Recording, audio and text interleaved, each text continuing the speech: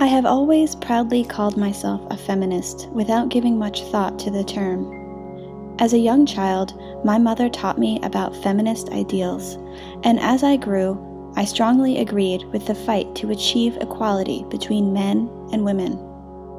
Feminism felt like a clear, well-understood component of my identity for most of my life. However, while I agreed with the feminist cause, I started the Goddard program as a reluctant feminist.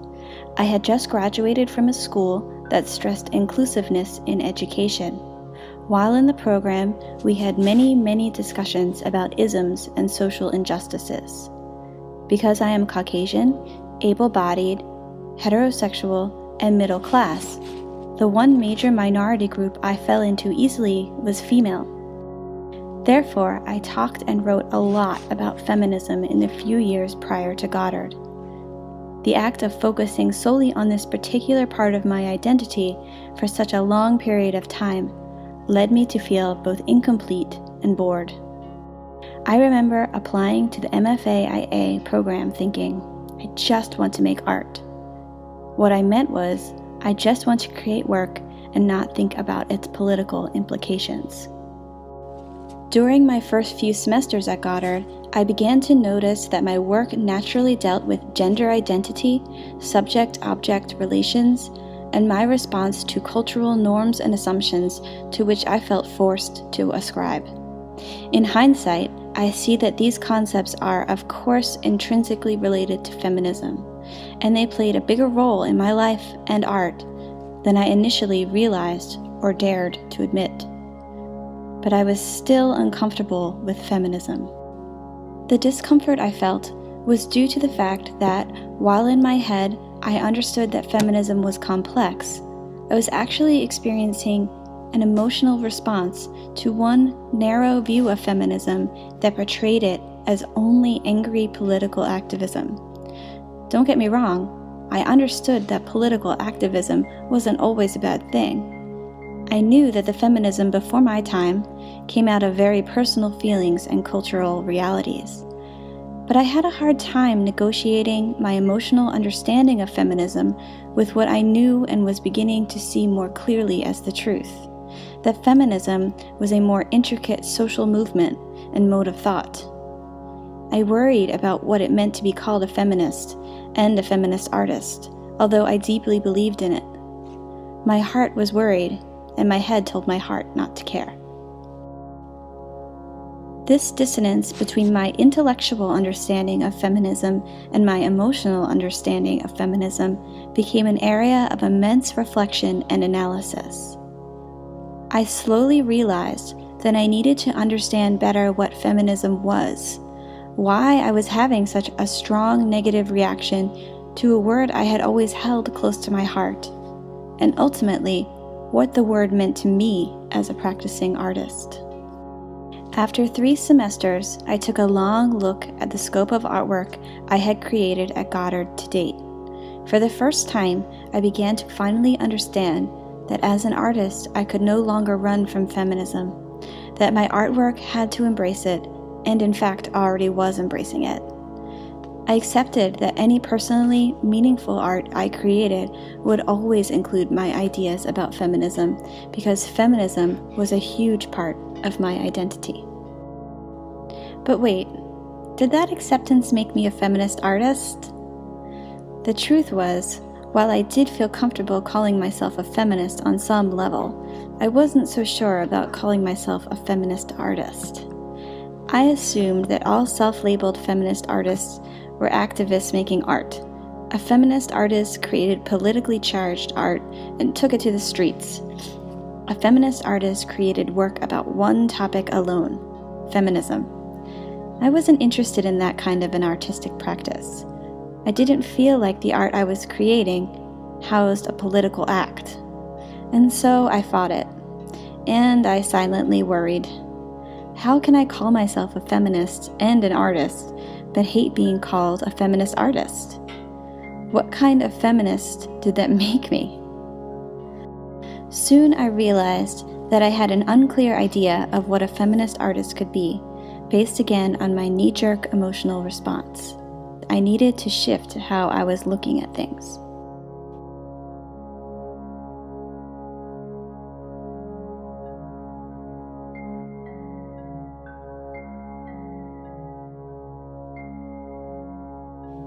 I found that different way of looking at the role of a feminist artist through the words of Jo Spence, a radical feminist artist who shifted her definition of artist to cultural worker. In doing so, she made the important distinction between her artistic product and her artistic process. Spence was a feminist who called herself a community worker, but her activism was done through her body. A different kind of activism I had never considered before, but one that I immediately felt very comfortable with. Griselda Pollock, in the book Generations and Geographies of Feminist Art and Theory, discussed new feminisms that were also heavily involved with the body. Instead of thinking about feminism largely as a political movement, Pollock made it personal. Spence and Pollock inspired me. I was intrigued by the idea that I could embody a feminist movement, that there could be a feminism within me that was private. I spent my G4 semester studying this concept. Finally, by the time I was writing my portfolio, I recognized the extent to which I was using my artistic practice as a tool to better understand the concept of feminism. I was doing this by exploring the different avenues of feminism I had access to. I called these access points lenses and studied feminism by locating myself within the context of each lens. The lenses I identified were family and interpersonal relationships, history, popular culture, sexual imagery, the female body, and my concept of self. In categorizing my practice and research in this way, I realized I was pulling off the masks I had applied to the concept of feminism in order to reveal a truer, more personal meaning.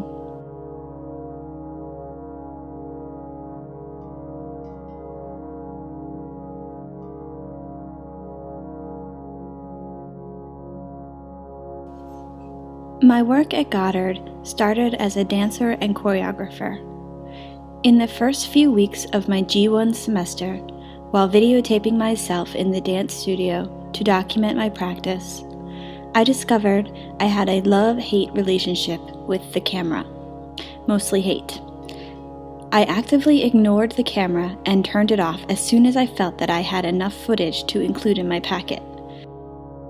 Eventually, I took this discomfort as a sign of a learning edge and devoted the rest of my practice at Goddard to analyzing self-image through video and photography. During my G2 semester, I ventured into unknown terrain, experimenting with video in a way that was brand new to me. I had never made videos of this kind and just dove right in. I used my own body, exploring the idea of non-narrative video, and created many small experimental pieces with high color, texture, and intricate editing components. I was studying John Berger and Laura Mulvey at this time and was fascinated by the concept of the direct gaze.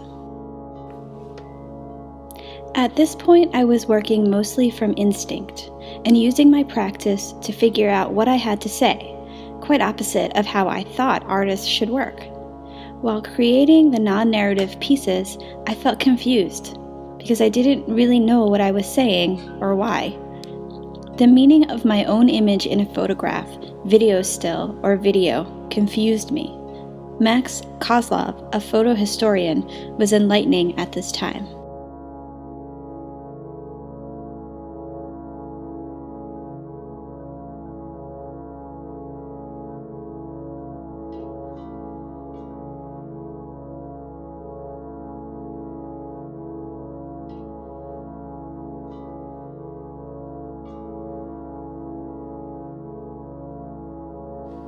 I took the last sentence, the question, to heart. What truth could be conveyed through a photo, a video? What could we learn from one another from a quick moment's image? The video piece Rupture was a direct result of that inquiry. Through Rupture, I was struck by the direct gaze and what that meant for the prospect of defining my own identity. The resulting video footage, comprised of more than 100 stills of me looking directly into the camera, fueled much discussion and research on the power of the gaze of the subject in art.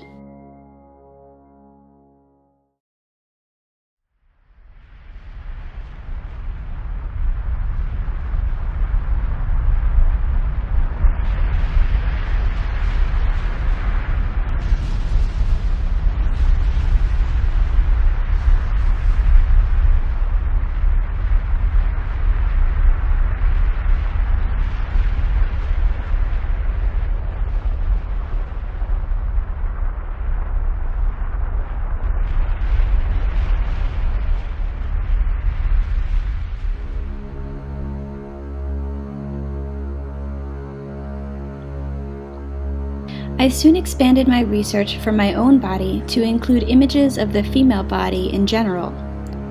Sydney Smith, in her book Subjectivity, Identity, and the Body, noted that in the 19th century, it was expected for women to be ladylike. Any woman who challenged this was seen as unwomanly and monstrous.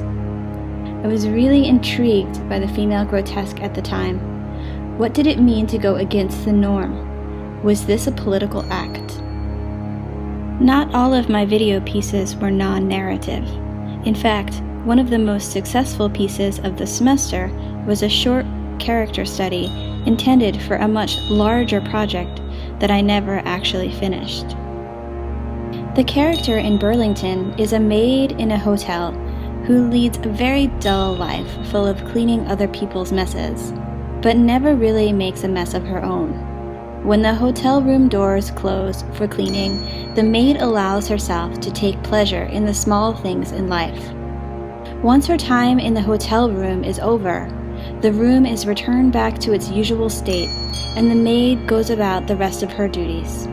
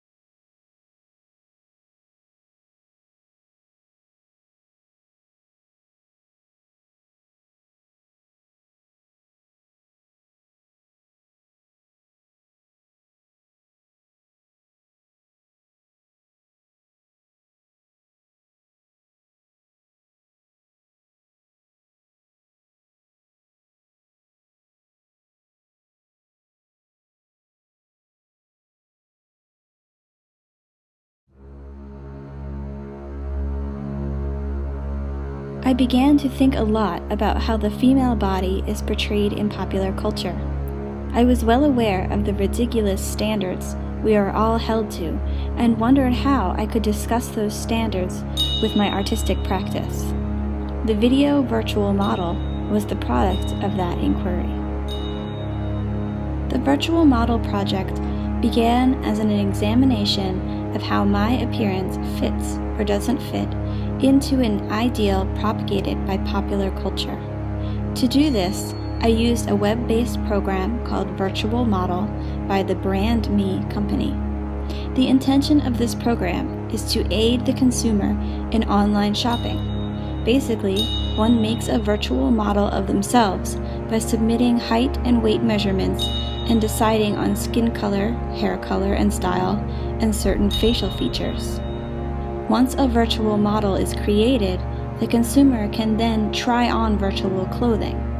The clothing items are linked to actual clothing items for sale in stores, so if you find something you like and that looks good on you, you can purchase the actual piece of clothing with greater confidence. I created my own virtual model and played with the different versions I could create. I also projected a life-size virtual version of me onto the real me to compare accuracy. The images in Virtual Model portray the flimsiness of assumed appearance and touch on just how oddly removed the concept of the virtual body is.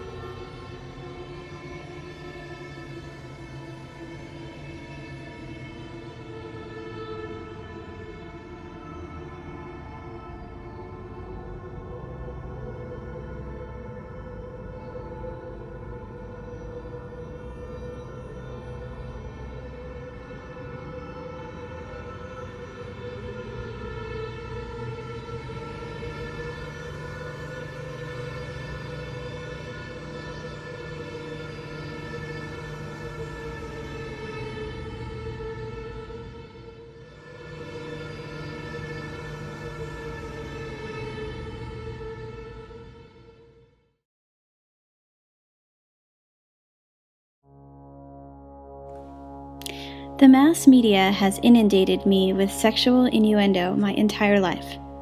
No study of how I relate to feminism could be complete without including sex. To begin, I started by thinking about the difference between the naked body and the nude body in art, by looking more at theory from John Berger, Alice Mann, and Joanna Frua.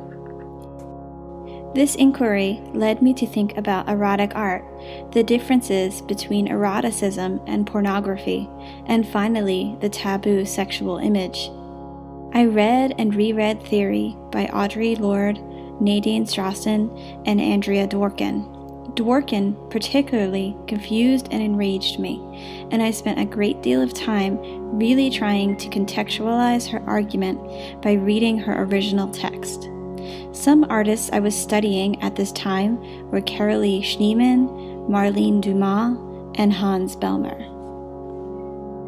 Madonna was a part of a larger photo project I created during my G4 semester called Gifts. I was interested in taking well-known female archetypes and studying their characters. Through examination, I realized that most of the archetypes had been distilled to segments or body parts, much like female images in popular advertisements. I decided that I wanted to give these archetypes their bodies and, in essence, their agency back, hence the title. While this project has direct connections to history and historical images of women, the particular image of Madonna resulted in a theoretical set of questions on its own. The photo was a more subjective portrayal of my body than the other pieces in the series. The photo could be considered as racy, and often was by those who viewed it. I didn't always anticipate these reactions and set about attempting to answer complex questions about nudity, the nude, naked female body, and the difference between a pornographic image and an erotic image during my G4 semester.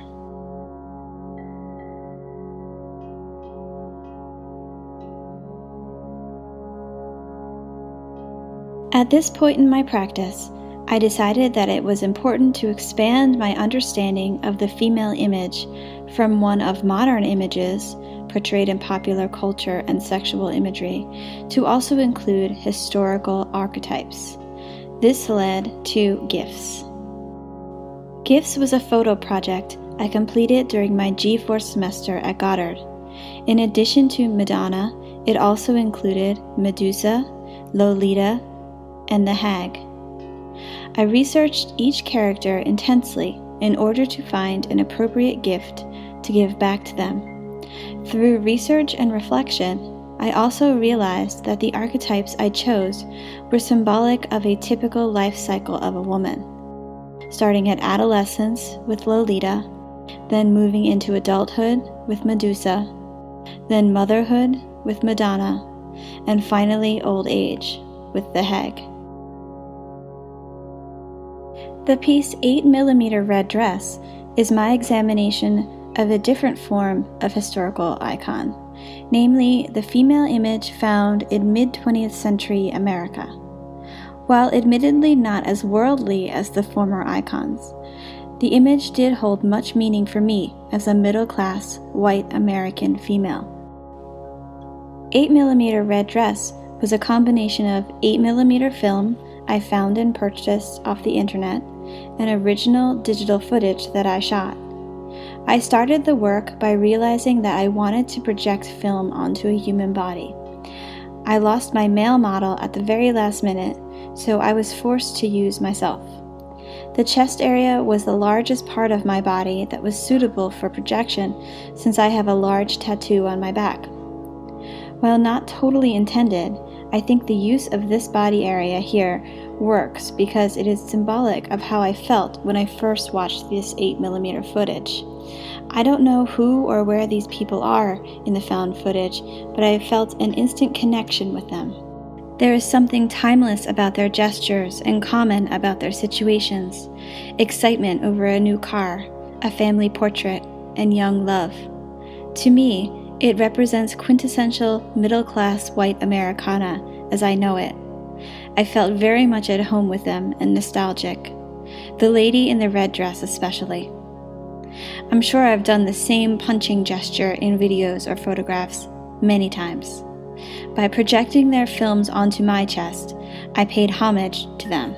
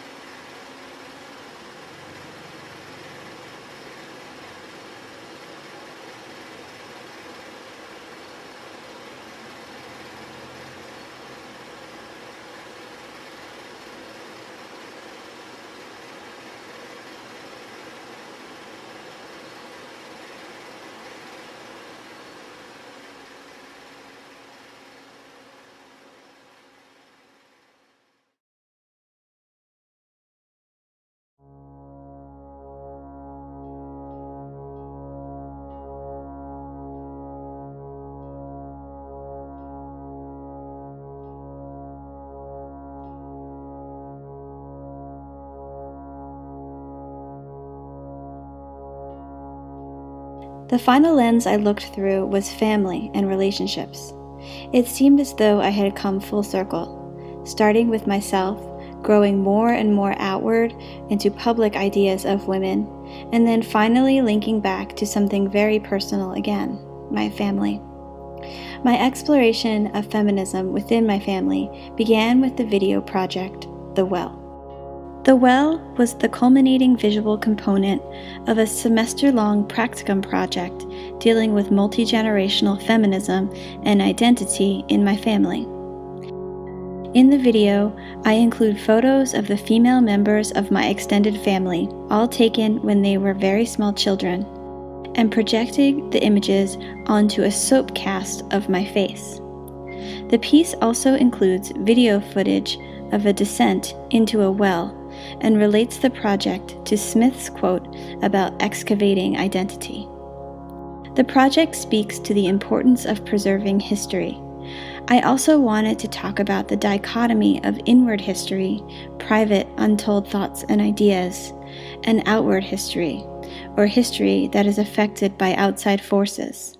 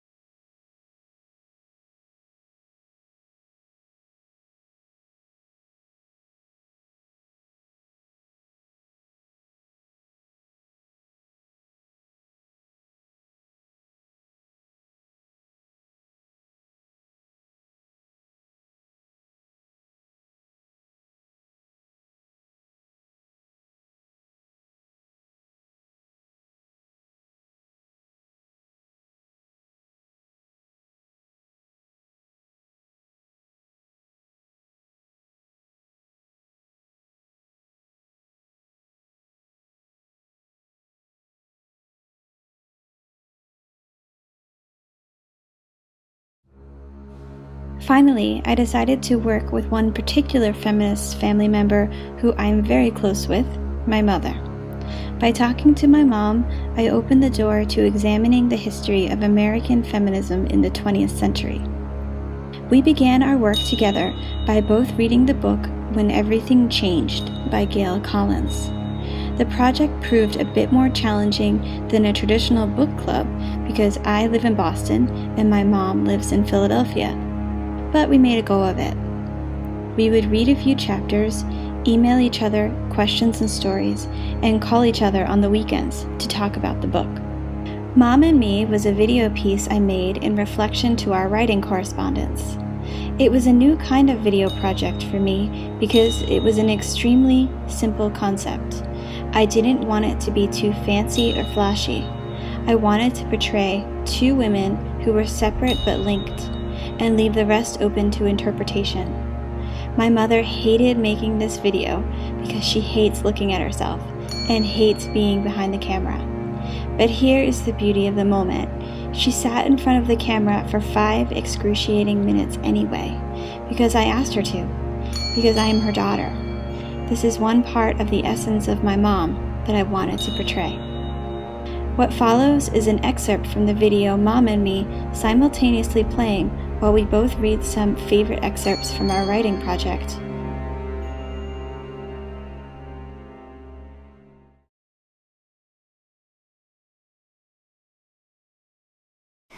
On page 28, she talks about the socially imposed dress codes of no pants, only dresses and skirts, in the 1960s. Do you remember following this code? If you didn't follow it, what did Grandma or Grandpa think?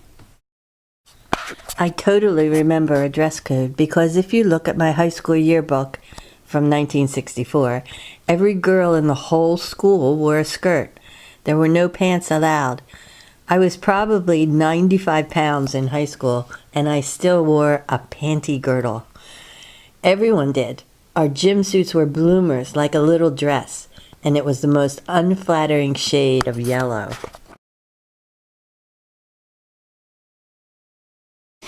As a college grad and a working professional in higher ed, I found the whole story of Linda LeClaire and her breaking the rules of cohabitation at Barnard fascinating. Did you have any similar experiences at college, observing curfew while the boys stayed out to play, keeping your door ajar 14 inches? What do you think about this now compared to your opinion of those rules then? First of all, I think it's hysterical that they punished her for living with her boyfriend by not letting her go to the snack bar. There were 2 curfews. The girls' dorm was 11 and 12 on weekends, and the boys had no curfew. There were no men allowed in the building except on move-in day and move-out day. I never questioned that because it didn't occur to me to question it. That's why you lived in the dorm, and that's why people lived in apartments. Didn't anyone question the double standard of the curfew? Nope, never. It was just that's the way it was. Now it would never happen. They would never have 2 different standards.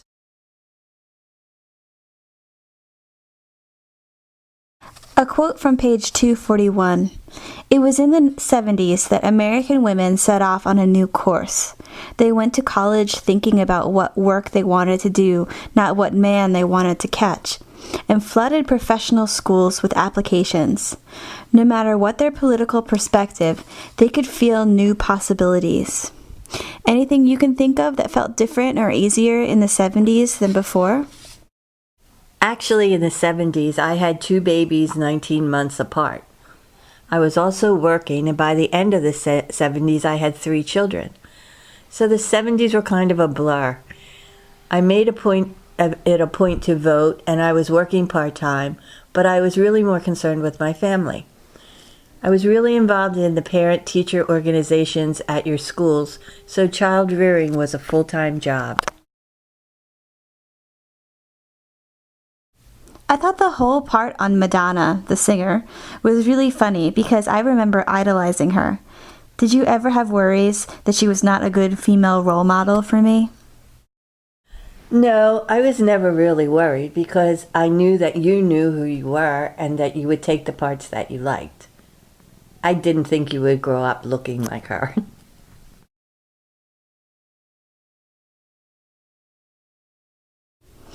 Do you think this book accurately told your story? Why or why not? My story is my story, so there are some parts of the book that didn't apply to me. But I think that in general, my evolution from being a little girl to being almost a senior citizen, I guess I am a senior citizen, was mostly true. I don't think anyone can tell my story but me.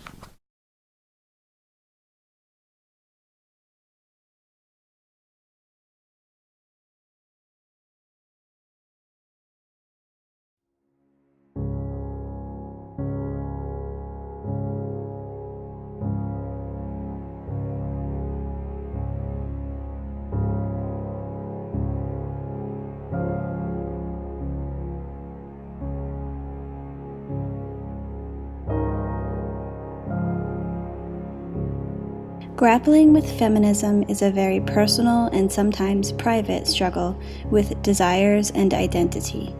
One has to come to an understanding of feminism for oneself, based on individual experiences and circumstances. The feminism to which I ascribe is very subtle and individualized, and to borrow a phrase from my mother, full of small protests. While private, it still takes up a large part of my identity, and most importantly, in spite of all that previous inner strife, feminism is fully incorporated into my artistic practice. By studying feminism through the lenses I have discussed in this presentation, I was able to see my relationship to feminism in a new way. I needed a name for this ongoing dialogue and decided to take a cue from bell hooks and call it my feminist practice. My feminist practice is a continuous and rigorous exploration. The term implies ongoing work, something unresolved, and my determination to discover new truths. Ultimately, my feminist practice is a tool I use to fuse together many messy ideas about what it's like to live a female-positive life in a female body. The most important thing I learned through the process of fusing my feminist practice with my artistic practice is the value of ongoing dialogue. During my time at Goddard, I talked about feminism with my friends, family, my advisors, my fellow classmates, basically anyone who would listen to me ramble on about it. While writing the portfolio, I dialogued with myself, in order to really figure out what I was thinking.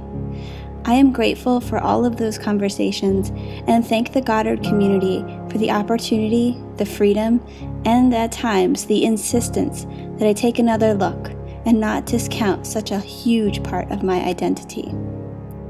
Going forward, I see that my feminist practice and my artistic practice rely on each other as tools for learning. As integral components of my identity, they are different but undoubtedly linked. I look forward to creating art with this new understanding.